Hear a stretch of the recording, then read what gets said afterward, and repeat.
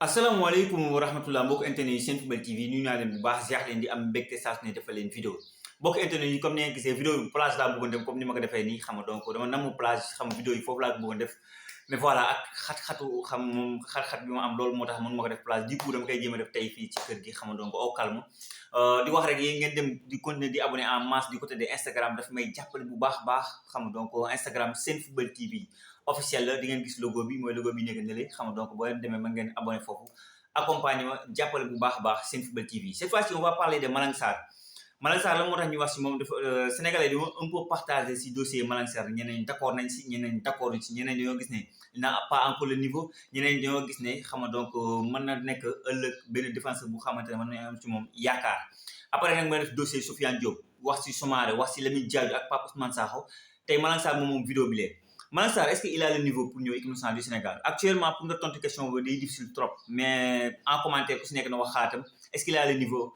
maintenant pour être convoqué est-ce que aussi tamit dañ ko war a convoqué si benn groupe bu xamante ne que élargi dans en commentaire wax leen seen xaat ak seen gis-gis man bu ma waxee si Malang Sarr bon day nekk benn jour bu ma intéressé bu ma xam bu baax vu que man comme ni ma koy waxee souvent Championnat France lay gën a seetaan xam nga donc di ko man je me rappelle bu mu nekkee Nice xam nga donc nekk xale bu ndaw 17 ans 18 ans 17 ans ça se dirait xam nga ak Lucien Favre xam nga bon bi ma gisee Sarr bi rek dama daw gaaw dama dugg si net bi xool fa la juddoo nangam am ay information si jamono boobu je me disais voilà bon je vais attendre xale la parfois dama doon gis ay muy def ay erreurs ay carences défensives xam nga carrément maintenant da nga doon jouer si deux postes ma gis si moom intelligence par exemple bu ko tegee à latéral gauche da koy gérer mu ngi tegee axe avec 3 défenseurs da koy gérer donc mu nekk benn joueur bu xamante ne potentiel da nga am carrément si jamono boobu sama rappel Canal Football Club def nañ ci moom émission téléfoot ñu bëri dem nañ ci moom seeti que mu nekkoon benn boy boo xam ne def nañ impression à cet âge là Ligue 1 française physiquement nga war a mën a nangu benn dispositif tactique benn système bu bees bu xamante ne xamoo ko woon c'est pas ton culture football parce que Favre culture football possession le jouer à une touche de balle parce que avant lui c'était collectuel c'est plutôt damay bagarrer damay reyante soog a kii et que c'était benn joueur boo xamante ne xale la on attendait plus de benn Balotelli de yeneen joueurs que lui xam nga après moo tax ay Ben Arfa ñëw fa et tout mais moom année boobu mais année bu extraordinaire def saison bu complet je me rappelle un match au Parc des Princes mais c'était excellent xam nga donc si jamono boobu nag gars yi dañoo wax non ki France lay joué mais il a jamais écarté le Sénégal entre temps voilà Nice changé projet bi changé na Ineos jënd nañ ko j'ai vu am ay proposition Chelsea la ko gisee parce que vu yeneen club yi ko soxla woon même Porto après Chelsea ak moom Chelsea prêté ko Porto parce que Porto ko xam dans son histoire ñi seen benn documentaire bu xamante si je me rappelle bien waa Enquête Foot ñoo ko defoon Canal Plus xam naa ñeneen dinañ xam émission boobu Enquête Foot ñu ne waa Porto dem nañ ba 2e division Brésil fa lañ jëndee kii di Urk ñoom nag si jamono boobu dañoo waxtaan ak Malang Sarr pour convoquer et tout mais lan moo tax Malang Sarr dem fa proposition bi mu amoon du côté de Chelsea xaalis bi projet bi c'était Chelsea après nag si la waa Porto ne comme que ñàkk nañ fi nañ jéem am prêt bu ma amee prêt man j'attendais foofu laa doon nattee kii di Malang Sarr parce que Conscience ku ko xam entraîneur bu am rigueur déjà en tant que joueur danaan rente li mu wane Nantes c'était voilà dañuy bëggante nañuy rente moo tax par rapport ak style de jeu bi ñu doon joué identité de jeu bi ñu doon dégagé du côté de Nice est-ce c'est pas le même entraîneur fële Favre la kii Conscience wala c'est pas le même philosophie de football foofu laa doon xaar carrément kii Malang Sarr ndax mën na ma changer loo avis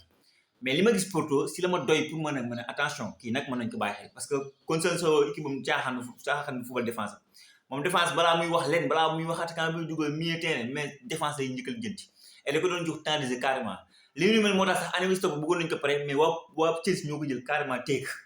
kii nii nag Thomas Tuchel xam na le joueur parce que newoon na championnat France Ligue 1 française jàmbaarloo na ak moom du si ñàkk gis na ay vidéo donc l'année dernière bu waroon na dem prêt ay Leverkusen wala yooyu mais ñoom ñoo refusé carrément waa Chelsea pour lui donner un peu de temps de jeu mais l'année dernière c'était compliqué on a vu que avant année boobu ñu jël Ligue des Champions donc année beneen c'était l'année pour de confirmer il y avait Rudiger Christensen Thiago Silva c'était compliqué maintenant que Rudiger dem na yaa Thiago Silva moo fa nekk nii on sait que si fin de carrière la gën a nekk donc Sabala moom pour man war a mën a am temps de cette saison là à côté de Edouard Mendy bi xamante ne mën na ko conseiller mën na ko apporter lu bëri xam nga donc à côté de benn Kalidou Koulibaly xam nga donc mën na ko apporter lu bëri et tout ça va faire que day këram day branché vers le Sénégal boo xoolee avant suñu barrage yi dañu waxoon day bokk ci liste bi c'était des rumeurs parce que faut savoir que moom mosul écarter le Sénégal deuxièmement je sais que Aliou Cissé discuté na ak le gars loolu moom Aliou Cissé c'est un dossier bu xamante ne joueur bi intéressé na ku ko ñor la parce que on a d'autres joueurs xam nga man def naa benn vidéo wax leen ay défenseurs yu bëri plus de dizaine de défenseurs mais nag damay def vidéo ba yaa des Malick Thiaw yaa des Ousseynou Ba yaa ku nekk yaa na tellement ku nekk sax ci commentaire d'ailleurs vidéo boobu bi ma ko defee ku nekk wax na sa xalaat ak sa gis-gis propre ak ban défenseur nga bëgg a gis mais man dama leen andi woon mën a andi leen benn wax ma ne leen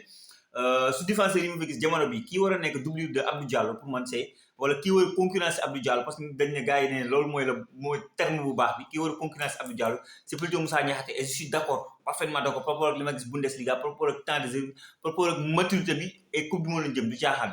maintenant Malang Sarr ban logique la baaxee Aliou Cissé dafa am ay système 4-2-3-1 4-4-2 4-3-3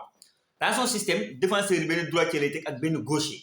léegi pour ne pas changer ce système pour ne pas changer style de jeu bi nga bëgg a dégager par rapport ak ses latéraux parce que jouer avec un gaucher et jouer avec un droitier c'est totalement différent même Abdou Diallo wax na ko mais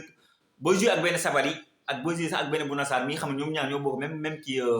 ñoom ñaar ay droitier c'est différent maanaam kii il est offensif kii il est défensif donc jouer Kalidou Koulibaly je sais que du dara ci moom mais dans la philosophie d'Aliou Cissé dans sa tête dans li muy entraîner li muy préparer équipe un doublure pour Abdou Diallo ça peut être Malang Sarr mën na nekk Moussa Niakhaté pour man mooy waa ji mais Malang Sarr c'est un gaucher comme Moussa Niakhaté donc moom si logique boobu laa gisee ne Malang Sarr war na ñëw et beneen logique bi mooy on sait pas d'ici 2 ans d'ici 3 ans d'ici 4 ans ban équipe la ñu am et pour man tout le temps il faut que nga am un coup d'avance il faut que tu réfléchisses d'ici 5 ans mais loolu c'est désormais c'est que dossier yi ngeen gis ñu koy perte yëpp dañu amoon opportunité occasion en or pour convoquer leen mais tout le temps pour man décision bu ban lay jël on se permet de laisser le joueur wane boppam toj li muy toj ñu ne ko waaye kaay yow fekk c'est trop tard que ça soit des Benjamin Mendy bi ñu nekkee des Le Havre Ferland Mendy y en a tellement des Sofiane Diop bu ñu nekk Sochaux y a des jours yu xamante am na benn moment on avait l'occasion de les convoquer sûrement di nga am ay commentaires yu xam Mohamed mën ñu woo ñëpp malheureusement ñooñu duñu mës a comprendre say vidéos mais bon on va les laisser comme ça mais man ñi xamante ne xam nañ fi may xalaatee ñi xamante ne seetaan nañ pour la première fois yàgg na par des dossiers yu xamante ne muy Edouard Mendy muy Boulaye Dia muy Bouna Sarr muy yi ngeen gis Abdou Diallo j'en parlais des vidéos si jamono boobu et si jamono boobu ñi comprendre woon xam gis nañ njëriñ bi ba jël nañ ci coupe d'Afrique qualifié nañ coupe du monde si naka noonu laa xalaatee ne Kouyaté Gana yeneen joueurs yi seen carrière ñi la gën a def que nii donc pour ça il faut qu'on prépare l'avenir c'est quoi c'est des Malang Sarr c'est des Malick Thiaw c'est des joueurs comme ça c'est des joueurs yi xamante ne da nga leen ñi juddoo fële Europe ak ñi xamante ne fii ci réew mi lañ juddoo des Pape Matar Sarr et tout boo leen boolee ëllëg mën nga am équipe bu 10 et pourquoi pas seetaat yeneen coupe d'Afrique amaan mbégte xol yi féex loolu lañ si jublu mbokk yi li ma nekkoon vidéo Malang Sarr bi ci commentaire wax leen ma seen xalaat ak seen gis-gis ma leen di jaajëfal di leen wax ba beneen sur Senfootball TV